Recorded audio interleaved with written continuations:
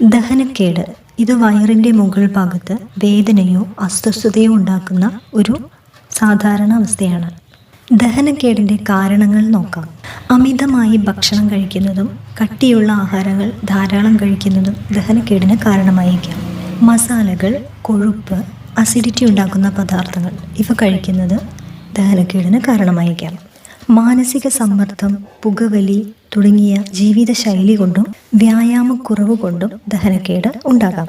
ദഹനക്കേട് മൂലം വയറിൽ അൾസർ, വീക്കം തുടങ്ങിയവ കാണാനുള്ള സാധ്യത കൂടുതലാണ്. ഇനി ദഹനക്കേടിൻ്റെ ലക്ഷണങ്ങൾ എന്തൊക്കെയാണെന്ന് നോക്കാം. നെഞ്ചിലോ വയറിന് മുകളിലോ ആയി എരിച്ചിലുണ്ടാകാം. വയറു നിറഞ്ഞതോ വീർത്തതോ പോലുള്ള അസ്വസ്ഥത ഉണ്ടാക്കാം. വയറിൻ്റെ മുകൾ ഭാഗത്ത് നേരിയതോ അസഹ്യമായതോ ആയ വേദന അനുഭവപ്പെടാം. ഓക്കാനം, തലകറക്കം പോലുള്ള അസ്വസ്ഥതകൾ കാണപ്പെടാം. വയറിൻ്റെ മുകൾ ഭാഗത്ത് തീവ്രമായ അല്ലെങ്കിൽ സ്ഥിരമായ വേദന ഉണ്ടെങ്കിൽ രക്തം കലർന്ന രീതിയിൽ ഛർദ്ദിക്കുക. ഭക്ഷണമോ ദ്രാവകമോ ഇറക്കാൻ ബുദ്ധിമുട്ട്, 38.6 ഡിഗ്രി സെൽഷ്യസിന് മുകളിലുള്ള പനി, 2 ആഴ്ചയിൽ കൂടുതൽ നീണ്ടു നിൽക്കുന്ന ദഹനക്കേട് ഇവ കണ്ടാൽ എത്രയും പെട്ടെന്ന് തന്നെ ഒരു ഹെൽത്ത് കെയർ പ്രൊഫഷണലിനെ കാണുക.